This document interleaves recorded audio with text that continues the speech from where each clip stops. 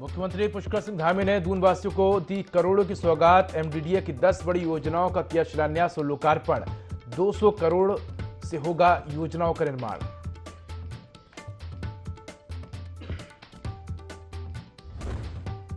दो दिवसीय दौरे पर पहुंचे दुष्यंत गौतम। प्रचार वीडियो वैन को हरी झंडी दिखाकर किया रवाना। टिहरी और हरिद्वार लोकसभा के चुनाव प्रबंधन समिति के साथ करेंगे बैठक।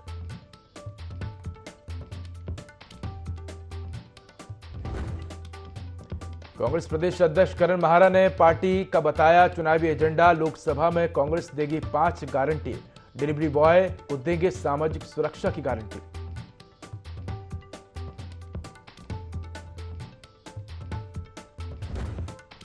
लोकसभा चुनावों से पहले कांग्रेस को बड़ा झटका। कांग्रेस नेता मनीष खंडूरी ने पार्टी से दिया इस्तीफा। आज भाजपा में शामिल हो सकते हैं मनीष खंडूरी।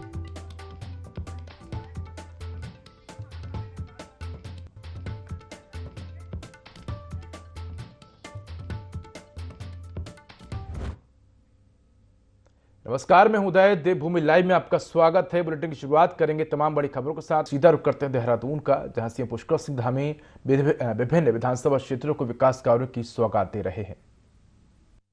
लोकार्पण के शुभ अवसर पर अभी आप सब लोगों ने जिनको सुना, हमारे शहरी विकास एवं अन्य बहुत सारे विभागों के मंत्री आदरणीय प्रेमचंद अग्रवाल जी, हमारे कैबिनेट मंत्री और आप सबके बीच में लगातार इसी क्षेत्र में, उनका विधानसभा क्षेत्र भी पड़ोस में ही पड़ता है, आदरणीय गणेश जोशी जी, इस क्षेत्र के लोकप्रिय विधायक जो हमेशा आप सब लोगों के लिए प्रयत्न करते हैं, प्रयास करते हैं, आदरणीय उमेश शर्मा काऊ जी, हमारे डॉक्टर आर.के. जैन साहब, मसूरी देहरादून विकास प्राधिकरण के उपाध्यक्ष श्री बंशीधर तिवारी जी, यहाँ के मंडल अध्यक्ष श्री संजीव जी, रुद्रेश शर्मा जी, प्रकाश बड़ौनी जी, पार्षद राकेश पंडित जी, शिवानी बंसल जी, अभिषेक पंत जी, सुमित पुंडीर जी, कविंद्र सेमवाल जी, पूजा नेगी जी, उर्मिला पाल जी, नरेश रावत जी, संजय नोटियाल जी, मंजीत जी, रविंद्र रावत जी, मनमोहन धनई जी, बिमल उनियाल जी एवं यहाँ पर आए हुए हमारे सभी जनप्रतिनिधिगण, सभी मेरे बड़े बुजुर्ग, सभी उपस्थित माताएं बहनें, सभी मेरे नौजवान साथियों, हमारे मीडिया के सभी मेरे मित्रों, भाइयों एवं बहनों, मैं सबसे पहले तो आप सबका आज इस शुभ अवसर पर आप सबका अपनी ओर से बहुत स्वागत करता हूं, बहुत अभिनंदन करता हूं, आप सबको बधाई देता हूं कि एक बहुत लंबे समय से जो बहुप्रतीक्षित काम था, वो काम आज उसका शिलान्यास हो गया और आपके आशीर्वाद से और भगवान की कृपा से अभी बंशीधर तिवारी जी से गणेश जोशी जी पूछ रहे थे कितने दिनों में इसका लोकार्पण हो जाएगा, तो मुझे पूरी उम्मीद है कि तय समय से पहले इसका लोकार्पण भी हो जाएगा। मैं आप सबका धन्यवाद करना चाहता हूं कि मैं देख रहा हूं कि बहुत चिलचिलाती धूप है और आप सब लोग इतने धैर्य से बैठे हैं। मैं भी सोच रहा था कि पता नहीं आपका इतना धैर्य ये वास्तव में हम सबको प्रेरणा दे रहा है, हमारा उत्साहवर्धन कर रहा है कि मैंने देखा एक भी व्यक्ति, जितने लोग जब मैं कार्यक्रम में आया था उतने ही लोग, कार्यक्रम का अब समापन होने वाला है, उतने ही सारे लोग अभी तक बैठे हुए हैं। इसके लिए भी मैं आपका धन्यवाद करता हूं। भगवान सूर्यदेव प्रचंड अपनी उस पर है, बेग पर है। आज यहाँ पर 215 करोड़ से भी अधिक की विकास योजनाओं का लोकार्पण शिलान्यास किया गया है। ये सारी योजनाएं आने वाले समय में पूरे हमारे देहरादून के लिए विकास के मील का पत्थर साबित होंगी। हमारी सरकार ने पूरे उत्तराखंड के अंदर अनेक जन कल्याणकारी योजनाओं को शुरू किया है, उसके हम शिलान्यास भी कर रहे हैं और लोकार्पण भी कर रहे हैं। हाँ, एक बात जरूर है कि जिनका हम लोकार्पण करते हैं जिनका शिलान्यास करते हैं, भगवान की कृपा से, आप सबके आशीर्वाद से उन सब का लोकार्पण भी तय समय पर करते हैं। ये मैं ऐसे ही नहीं कह रहा हूं। पिछले विगत 2 माह में पूरे उत्तराखंड के अंदर हर एक जनपद में मैं गया, मातृशक्ति के बड़े बड़े आयोजन हुए। हमने हमारी मातृशक्ति को आगे बढ़ाने के लिए, उनके उत्थान के लिए, उनको रोजगार स्वरोजगार से जोड़ने के लिए मातृशक्ति महोत्सव पूरे उत्तराखंड के प्रत्येक जनपद में आयोजित किए। उस दौरान अनेक अन्य कार्यक्रमों में भी जाना हुआ। पिछले दिनों टनकपुर में 2215 करोड़ की योजनाओं का भूमि पूजन किया गया माननीय नितिन गडकरी जी के साथ। हरिद्वार में NHAI की 4700 करोड़ की योजनाओं का लोकार्पण शिलान्यास किया गया। हरिद्वार में ही मातृशक्ति के कार्यक्रम में 1168 करोड़ की योजनाओं का शिलान्यास हुआ। चंपावत में 161 करोड़ की योजनाओं का, अल्मोड़ा में 117 करोड़ की योजनाओं का, पौड़ी गढ़वाल में 828 करोड़ की योजनाओं का, रुद्रप्रयाग में 456 करोड़ की योजनाओं का लोकार्पण और शिलान्यास किया गया। इसी प्रकार से टिहरी, उत्तरकाशी, चमोली।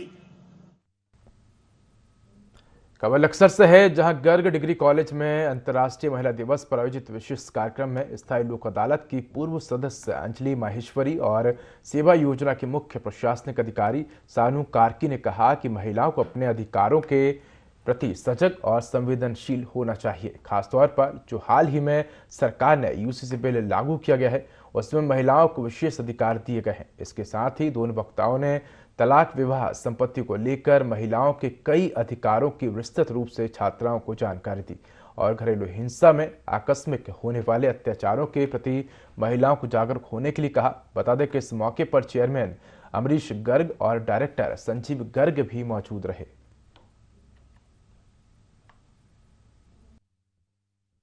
तलाक का नियम, कि एक बहुविवाह का नियम, एक सकुटुंब विवाह, सपिंड विवाह, जिसमें माँ की 3 पीढ़ियों तक और पिता की 5 पीढ़ियों तक बच्चे आपस में शादी नहीं कर सकते, क्योंकि उनमें जेनेटिक बीमारियां जरूरत से ज़्यादा हो जाती हैं। तलाक में दोनों पति पत्नी को समान अधिकार दिया जाता है तलाक लेने का। और वसीयत, अगर किसी की वसीयत ना बनी हो तो अगर उसकी पति या पत्नी या बच्चे हों तो सब में उनकी जायदाद इक्वल बटेगी। कुछ माइनॉरिटी को छोड़ करके उत्तराखंड में यह लागू हो गया है और ये हमारी महिलाओं और हमारी बालिकाओं के लिए बहुत अच्छा है। और प्लस इसमें 18 साल की उम्र शादी के लिए दे दी गई है कि 18 साल से नीचे चाहे वो किसी भी धर्म, किसी भी ग्रंथ में लिखी हो, वो नाजायज ही हो। हमारे विभाग द्वारा स्किल हब में विदेश भेजने के लिए ट्रेनिंग दी जाती है गर्ल्स को। तो हमारे यहाँ भी मुख्यमंत्री जी ने नया रोजगार पोर्टल शुरू किया है, प्रयाग पोर्टल। उस पे बच्चे अपना रजिस्ट्रेशन करें और रोजगार पाएं। दुनिया शुरू होने से लेकर आज तक बीते समय को याद रखने का जिम्मा कलम ने संभाल रखा है। वही कलम को संभालते आ रहे इतिहासकारों और कलम की जोड़ी ने हमें विरासत में दिए हैं कई किस्से और कहानियां। इन्हीं कहानियों में कुछ कहानियां प्रेम से पैदा अच्छी बुरी यादों को ताजा करती हैं। ऐसी ही अच्छी बुरी यादों से सनी एक प्रेम कहानी उत्तरकाशी के इतिहास में पढ़ी जाती है। कहानी 2 भाइयों को एक ही लड़की से प्रेम हो जाने की है।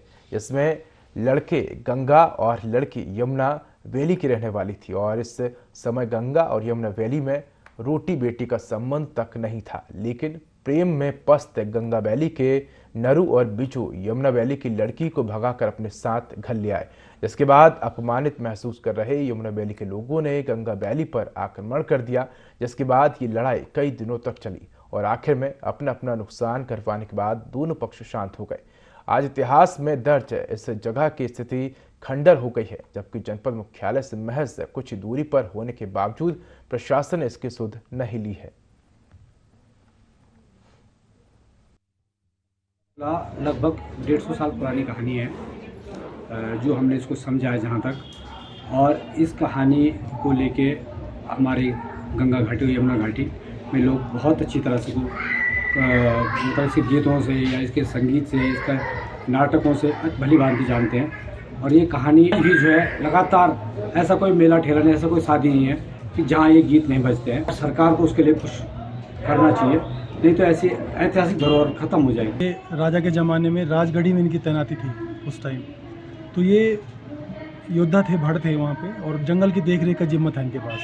तो वहाँ की जो एक बहुत ही किसी बाल विधवा, हमने उसको दिखाया अपने नाटक में, क्योंकि उस समय का वो विवादित एक किस्सा रहा है, तो उसका सही परिप्रेक्ष्य नहीं देख पाए लोग। तो नरू बिजू जब वहाँ पर थे तो उस जंगल की देख रेख का काम उनके पास था, तो राजा ने उनको वो काम सौंपा था। तो उस काम के चलते वहाँ पर उनका उससे अनुराग लग गया, प्रेम हो गया, तो वो उसको अपने साथ यहाँ ले आए। तो ये इस तरह की कुछ इनकी गाथा रही है। 18वीं शताब्दी के अंत से प्रारंभ हुई है और आप 19वीं शताब्दी के स्टार्टिंग तक का ये पीरियड रहा है। तो ये कह सकते हैं हम कि प्रेम गाथा ही हम इसको कहेंगे। मैं ये कहना चाहूँगा कि उनका जो भवन है ज़्यादा पुराना नहीं है, और चौकुटिया बोलते हैं हम उनको, चौकुटिया उनका भवन है, 4 मंजिला। और ये तभी जो हमारी नई पीढ़ियाँ हैं तभी जान पाएंगी जब हम उनके जो भवन हैं, उनकी गाथाएँ हैं, उनका संरक्षण कर सकें। मैं आज जिस जगह को आपको दिखा रहा हूँ, एक उत्तरकाशी जनपद के एक ऐसी कहानी है, प्रेम कहानी है कि जिसको जो है आज भी जो है लगभग 250 साल हो। तो फिलहाल इस बुलेटिन में इतना ही। खबरों के अधिक अपडेट के लिए देखते रहिए IND24। नमस्कार।